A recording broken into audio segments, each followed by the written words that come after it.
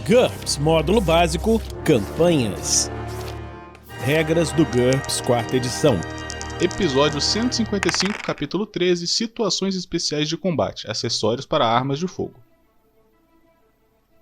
Uma produção RPG Next.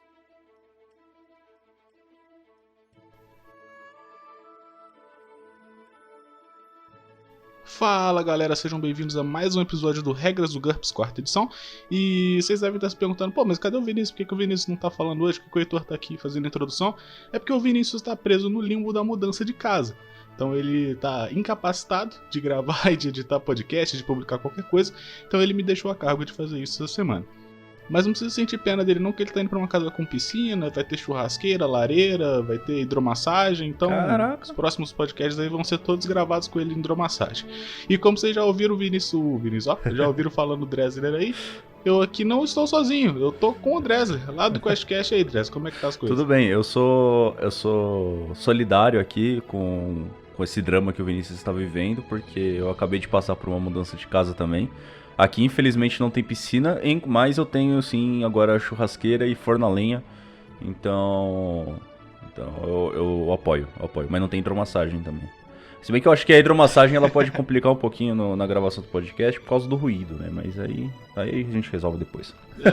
É o bônus e o ônus, né? É o bônus e o ônus. Então, vamos lá. Acessórios para armas de fogo. Essas regras cobrem os efeitos dos acessórios para armas de fogo apresentados no capítulo 8. Bipés e tripés. Um atirador deitado usando uma arma com um bipé preso a ela pode considerá-la como se ela estivesse firmada, basicamente mirada, como a gente viu em Apontar lá na página 364 há muitos episódios atrás, e reduzir a sua ST mínima para 2/3 do normal arredondado para cima. É necessária uma manobra preparar para abrir ou fechar um bipé dobrável. Uma arma pesada pode ser montada sobre um tripé ou dispositivo similar. O artilheiro não pode se mover ou dar um passo no mesmo turno que ele disparar a arma. Ele também pode ignorar a ST mínima da arma enquanto ela estiver sobre o apoio. São necessárias 3 manobras de preparar ou mais para armas muito pesadas para remover uma arma de seu apoio ou recolocá-la. Miras a laser. Estes aparelhos usam feixe de laser de baixa potência para projetar um ponto de mira no alvo. Alguns usam feixe visível, outros um feixe visível somente para visão infravermelha ou ultravioleta. Miras a laser têm uma distância máxima dentro da qual eles são eficazes. Além dessa distância, o ponto fica muito disperso para ser visível. Se não for fornecida uma distância máxima, assuma que a distância da mira é igual a meio D da arma sobre a qual ela está fixada. Se puder enxergar o próprio ponto da mira, o personagem recebe um bônus de +1 de jogada de ataque, independente de ter executado ou não a manobra apontar. Contudo, se o alvo também puder vê-lo, ele recebe um bônus de +1 na esquiva. A ativação de uma mira laser é uma ação livre. O personagem deve especificar se ela está ativada antes de apontar ou realizar o ataque. É legal, o GURPS ele faz matematicamente os clichês, né? Tipo, o cara vê, vê o laser da mira da arma do Não, então, mas o que eu tava pensando aqui era no COD, mano. O COD, se o cara tá com... Não é nem só a mira laser, né? Mas se ele já tá com um scope maior, de sniper mesmo e tal, e ele tá mirando em você, você enxerga o reflexo da mira, né? O reflexo, né? Eu pensei nisso na hora. Miras telescópicas. Uma mira telescópica concede um bônus na jogada de ataque se o personagem realizar uma manobra apontar. Com uma mira telescópica de potência fixa, é preciso apontar no mínimo um número de segundos igual ao bônus da mira telescópica. Com uma mira telescópica de potência variável, é possível apontar por menos segundos, mas isso reduz o bônus na mesma proporção.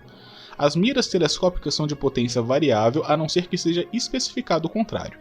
Uma mira telescópica pode ser parte integrante de uma arma, pode ser afixada ou parte do sistema de pontaria de um veículo.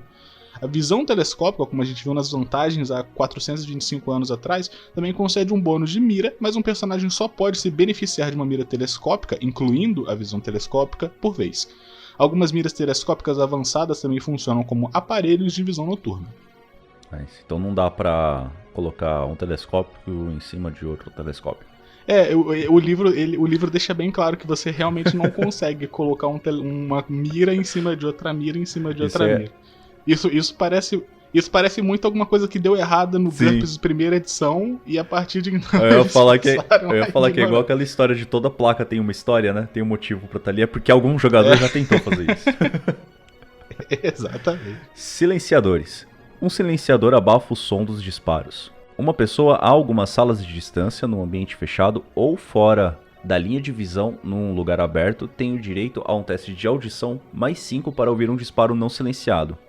Este teste pode receber um modificador de até mais 4 para armas de alta potência ou num ambiente silencioso, ou de até menos 4 para armas de baixa potência ou num ambiente barulhento, a critério do mestre. Então, se você estiver numa biblioteca ou numa estação de trem, vai ter uma diferença nos bônus aí. É.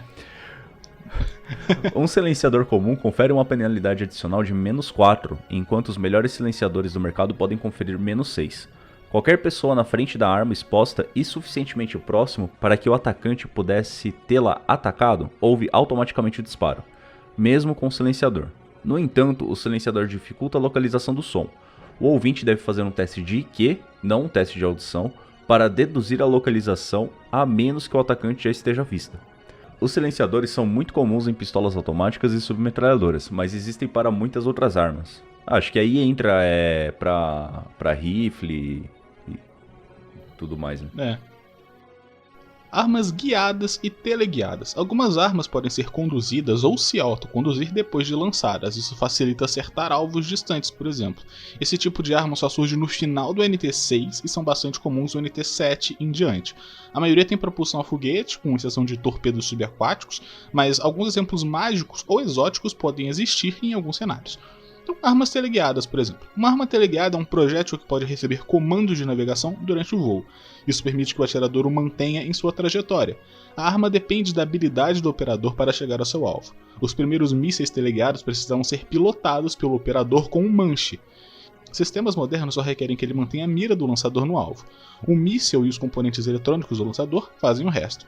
A maioria dos livros de referência categoriza as armas teleguiadas de acordo com a forma como o lançador se comunica com o projétil. Então, por exemplo, um torpedo ou um míssil teleguiado por fio recebe os comandos através de um fio fino que se embobina atrás do projétil em voo, enquanto uma arma teleguiada por rádio recebe os comandos por ondas de rádio. Existem muitos outros sistemas. Trate um ataque com uma arma teleguiada exatamente como qualquer outro ataque à distância, com exceção das regras especiais a seguir. Apontar. Se apontar com a arma teleguiada antes de realizar o ataque, o personagem recebe o bônus de precisão da arma. Contudo, ele não precisa apontar. Se o projétil levar alguns segundos para chegar até o alvo, como a gente vai ver daqui a pouquinho em tempo até o alvo, o ataque é automaticamente considerado apontado e recebe o bônus de precisão. Ataque. Se o alvo estiver dentro da distância de meio D da arma, a arma pode atingi-lo no mesmo turno que é lançada. Nesse caso, o atacante deve usar uma manobra ataque ou ataque total. Se o alvo estiver mais distante, então o atacante deve usar uma manobra concentrar, e como o projétil estará em voo por alguns segundos, ele precisará executar manobras concentrar em um ou mais turnos seguintes. Modificadores. Trate uma arma teleguiada como qualquer outra arma de fogo no que se refere aos modificadores, mas ignore os modificadores devido à distância por razões meio evidentes.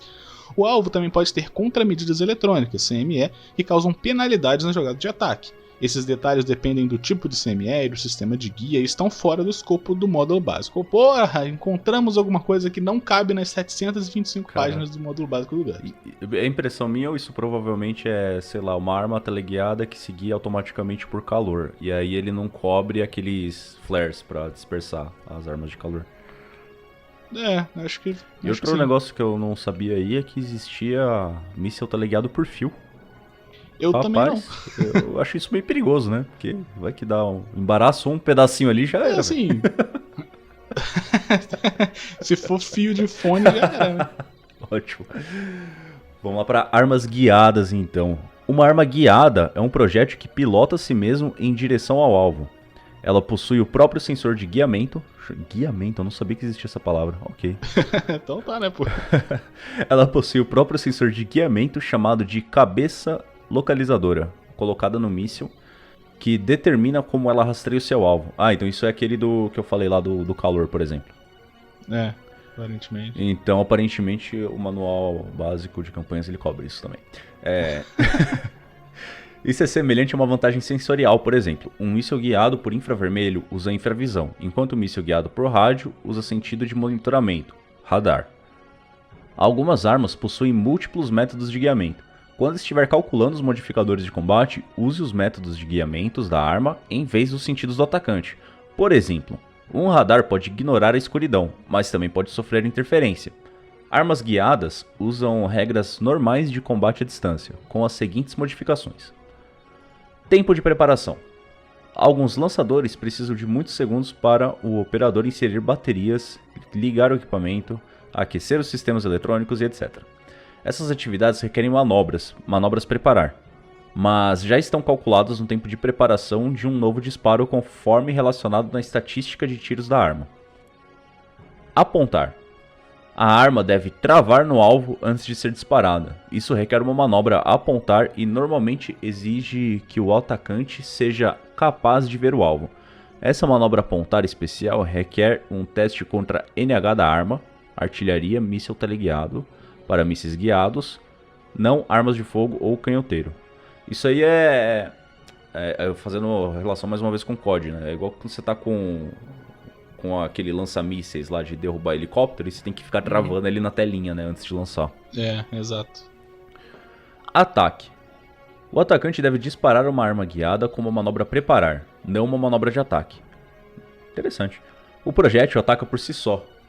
Se o alvo estiver dentro da distância de meio D da arma, a arma pode atingi-lo no mesmo turno. Caso contrário, veja o tempo até o alvo.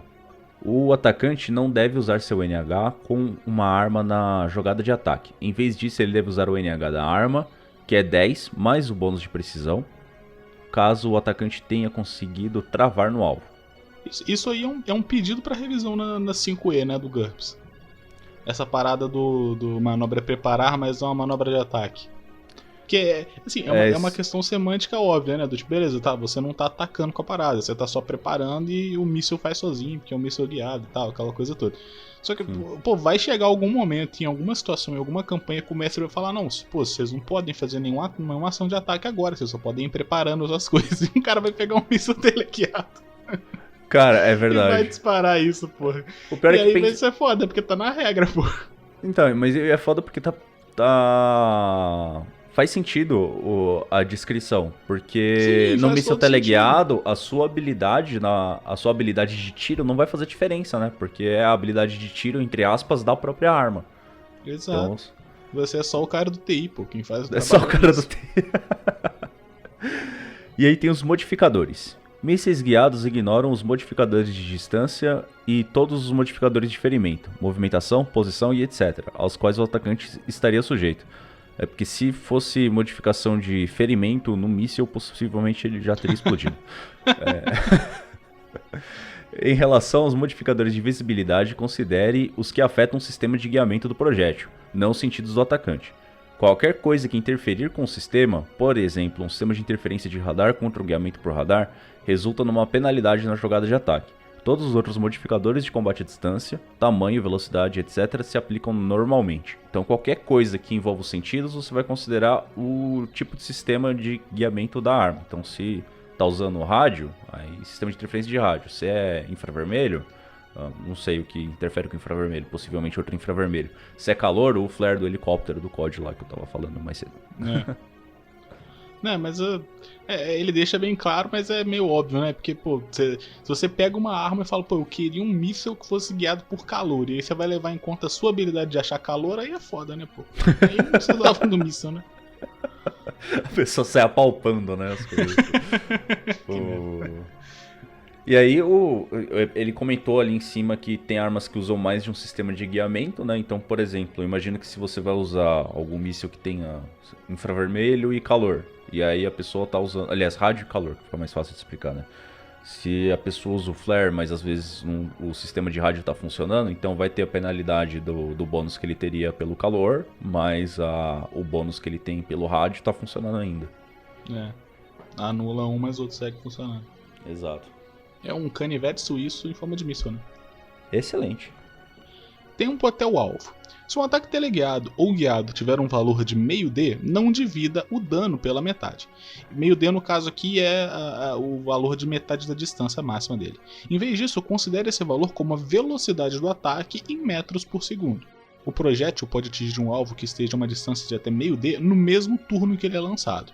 Ele requer mais de um segundo para chegar a um alvo mais distante. Só faça a jogada de ataque quando o projétil de fato chegar ao alvo. O projétil continua se aproximando a uma velocidade igual à sua estatística de meio D até viajar uma distância total igual a max, ou seja, max dividido por 1 sobre de meio D segundos, incluindo o turno do disparo. Se ele ainda assim não atingir um alvo, ou se for atingido no caminho, por exemplo, ele cairá, se autodestruirá e etc.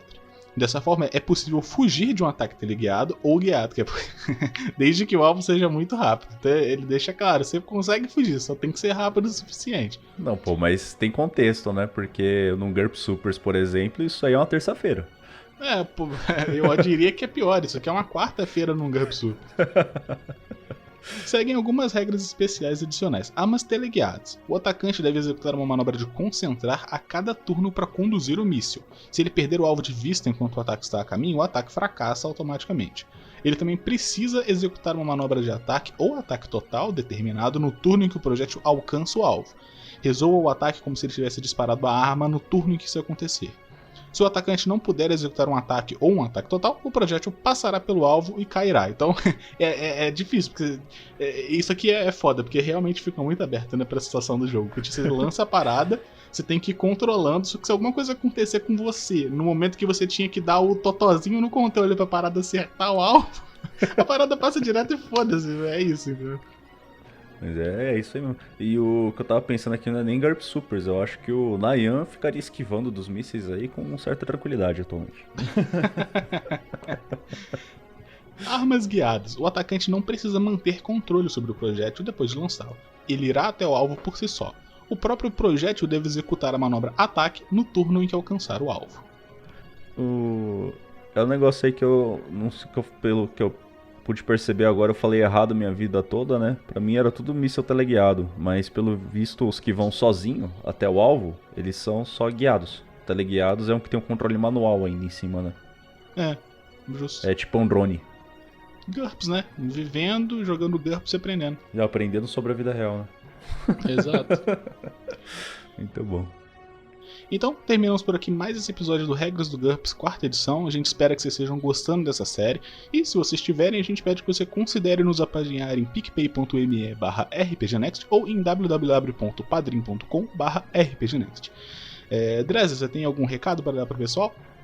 Quem quiser ver pinturas de miniaturas, aparece lá em twitch.tv/DresslerMinis.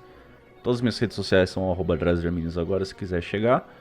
E também ouçam lá, vocês já sabem, eu imagino, a essa altura do campeonato, né? Ouçam lá o QuestCast também. A gente tá gravando várias paradas legais e tem na Twitch as gravações ao vivo também. É isso aí. É isso aí. Então, a gente fica por aqui e se encontra na próxima semana aqui no RPG Next. Falou! Regras do GURPS, 4ª edição. Músicas por Kevin MacLeod e Scott Buckley. Uma produção RPG Next.